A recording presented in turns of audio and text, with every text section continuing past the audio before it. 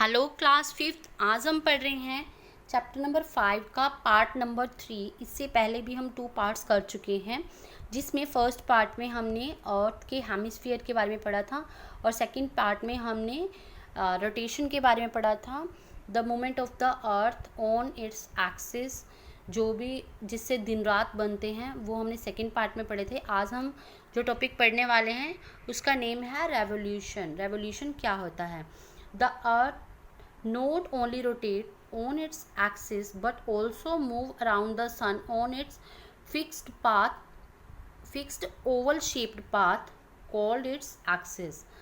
तो earth only axis पर ही चक्कर नहीं लगाती है, बल्कि यह सन के अराउंड भी एक चक्कर लगाती है, एक फिक्स ओवल शेप्ड पाथ, मतलब कि एक ओवल शेप के पाथ पर, जिसको ऑर्बिट बोलते हैं। ओवल शेप पाथ आपको दिया हुआ है नीचे, देखिए ये सन है, ये अर्थ है, और ये इसका जो पाथ दिया हुआ है वो ओवल शेप्ड है। जिस कोई भी आप राउंड ऑब्जेक्ट को स्ट्रेच करेंगे तो वो पाथ वो शेप कौन सी बन जाएगी? ओवल शेप बन जाएगी। तो ऐसा ही एक पाथ होता है जिसको ऑर्बिट बोलते हैं, जिसके अराउंड अर्थ चक्कर लगाती है। और the movement of the earth around the sun in its orbit is called revolution. और इस चक्कर, जब ये चक्कर लगाती है अर्थ, तो क्या बोलते हैं? Around the sun on its orbit, sun के अराउंड, अपने ऑर्बिट के ऊपर जब अर्थ चक्कर लगाती है तो उसको रेवोल्यूशन बोलते हैं। Okay, the earth takes 365 days and 6 hours to complete one revolution. और वन रेवोल्यूशन कंप्लीट करने में अर्थ कितना समय लेती है? 365 days and 6 hours. But for convenience, there are only 365 days in year. हम अपने सेटिस्फेक्शन के लिए, अपनी सहूलत के लिए समझते हैं कि एक साल में 365 दिन होते हैं, 365 डेज। और जो बाकी के 6 घंटे होते हैं, द रिमेनिंग 6 hours, ये कहाँ पर ऐड किए जाते हैं? Are added up in 4 years to make 24 hours। हर 4 साल के बाद, जब फेब में 29 डेज होते हैं ना, वैसे मोस्टली फेब में 28 डेज होते हैं, but every 4th year month of the February has 29 days.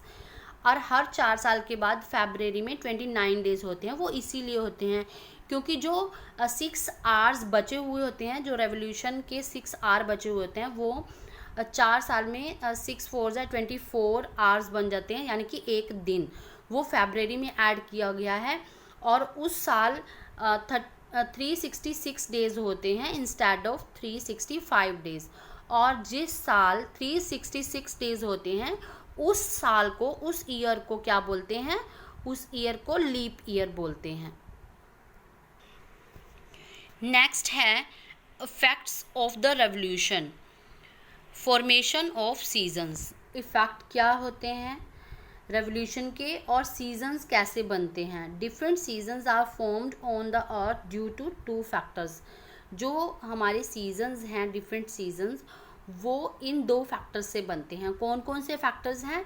एक तो है रेवोल्यूशन ऑफ द अर्थ, ठीक है, जो मैंने अभी आपको समझाया है। जो अर्थ रेवोल्यूशन करती है, सन के अराउंड अपने ऑर्बिट पर चक्कर लगाती है, एक तो उसके द्वारा सीजन बनते हैं। सेकंड क्या है? The tilt of earth's axis. और जो अर्थ का एक्सिस है वो क्या है? वो टिल्ट है। टिल्ट का क्या मतलब होता है? झुका हुआ है, ठीक है। ये भी एक कारण है जिस कारण सीजन्स बनते हैं। इसको हम डायग्राम में जब देखेंगे तो आपको अच्छे से और भी समझ आ जाएगा। Okay, to understand this study the diagram of the cycle of the season given below. ठीक है, जो फिगर 10 है आपको दिया हुआ है, उसमें एक सीजन्स का साइकिल दिया हुआ है, किस तरह से हमारे सीजन्स बनते हैं, समर, विंटर, ऑटम, स्प्रिंग, और फिर से जो समर, किस तरह से हमारे सीजन्स बनते हैं, इसको हम डायग्राम से देखेंगे।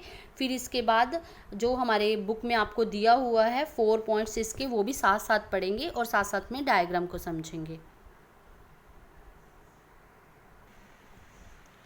इसके बाद है in June the northern hemisphere is tilt toward the sun rays are falling direct on it। जून में क्या होता है, जून में जो नदरन हेमिस्फीयर होता है वो सूरज की तरफ टिल्टेड होता है, झुका हुआ होता है। इस कारण सूरज की जो रोशनी है वो सीधी नॉर्थ पोल के ऊपर पड़ती है। So the places in the north hemisphere receive more light and heat from the sun. जो नॉर्थ हेमिस्फीयर में प्लेसेस होते हैं, लाइक हमारा इंडिया जो है नॉर्थ हेमिस्फीयर में है, तो वहाँ पर क्या होती है, हीट और लाइट ज़्यादा पड़ती है। For them it is summer. और वहाँ पर प्लेसेस में क्या होता है, वहाँ के प्लेसेस में, नदरन हेमिस्फीयर के प्लेसेस में, लाइक हमारे इंडिया में क्या होता है, उस समय जून में गर्मी होती है।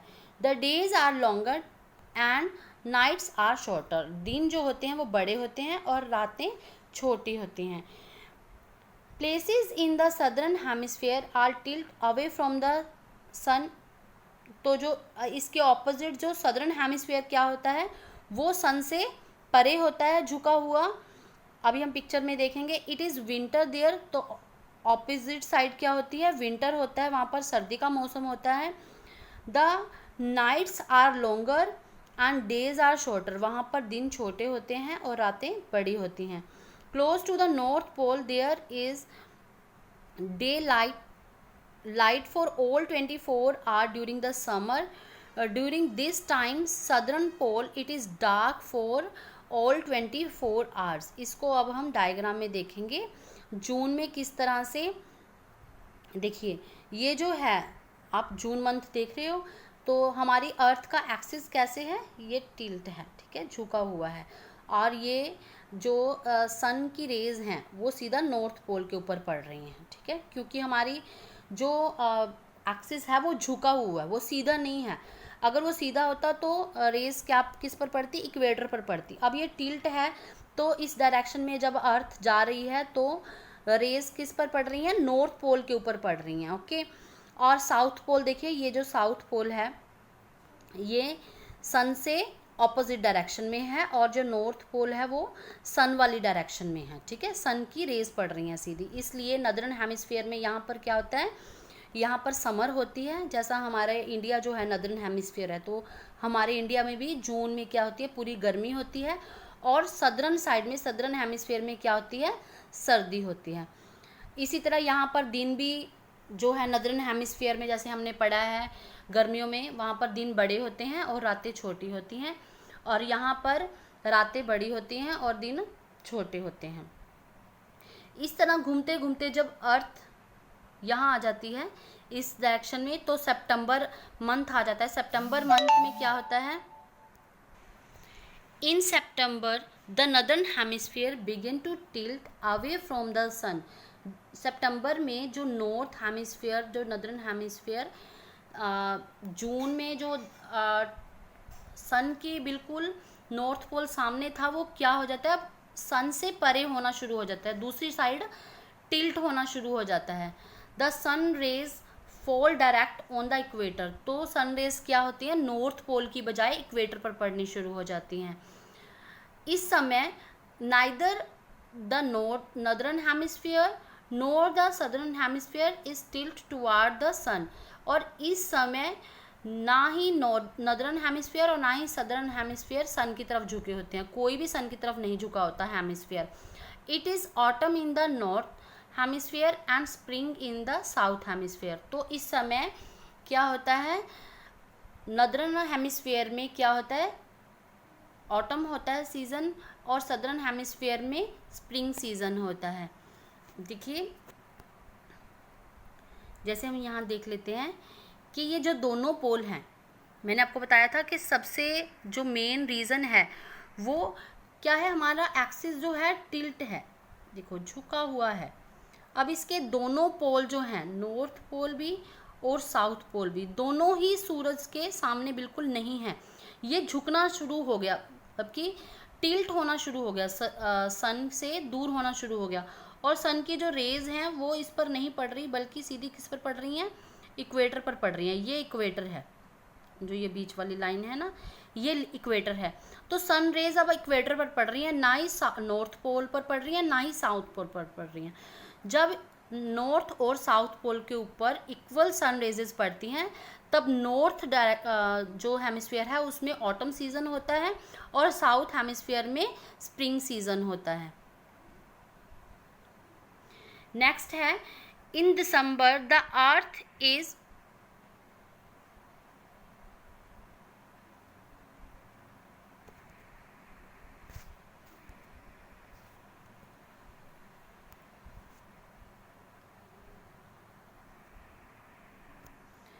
in December the earth is on the opposite side of the sun। Figure में देखिए, you will notice that northern hemisphere is now tilt away from the sun. आप देखेंगे कि जो नदरन हेमिस्फीयर है वो बिल्कुल ही सन के ऑपोजिट साइड टिल्ट हो गया है, झुक गया है। The result is just the opposite of what happen in June.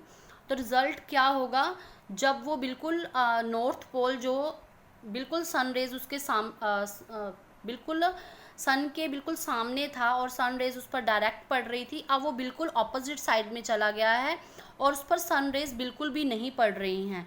तो क्या होगा, जिस तरह जून में नदर्न हेमिस्फीयर में समर था, तो नदर्न हेमिस्फीयर में उस समय दिसंबर में क्या हो जाएगा, विंटर सीजन हो जाएगा, और सदर्न हेमिस्फीयर में क्या हो जाएगा, समर सीजन हो जाएगा।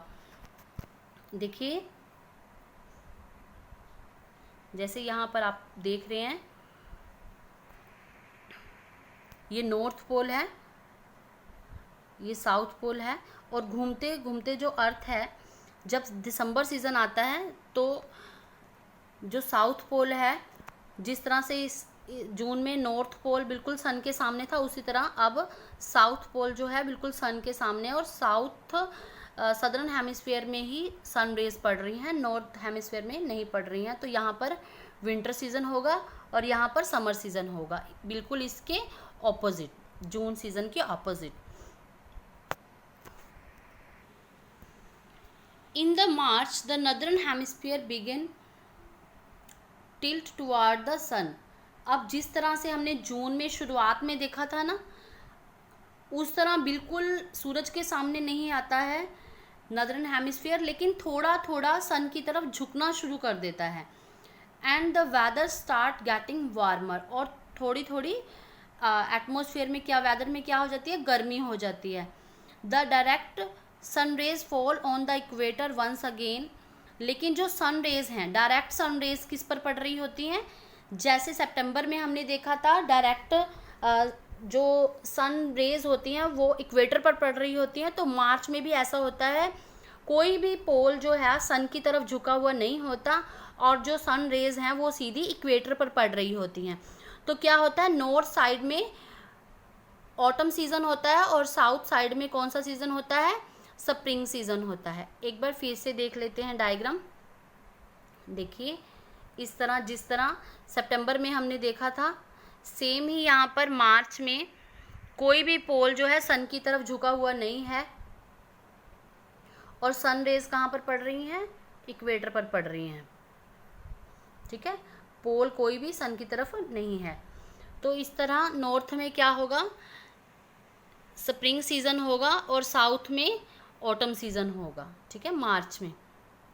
इसके बाद फिर से वही, जब अर्थ फिर इस डायरेक्शन में आएगी, जून में फिर से समर, ठीक है, साउथ में विंटर, इसी तरह ये साइकिल जो है चलता रहता है। ठीक है, इस तरह साइकिल चलता रहता है और सीजन्स चेंज होते रहते हैं। आई होप आपको ये सीजन्स कैसे चेंज होते हैं समझ आ गया होगा। इसी के साथ हमारा ये 5th चैप्टर यहीं पर ख़त्म होता है। ओके बेटा, थैंक यू, गुड बाय।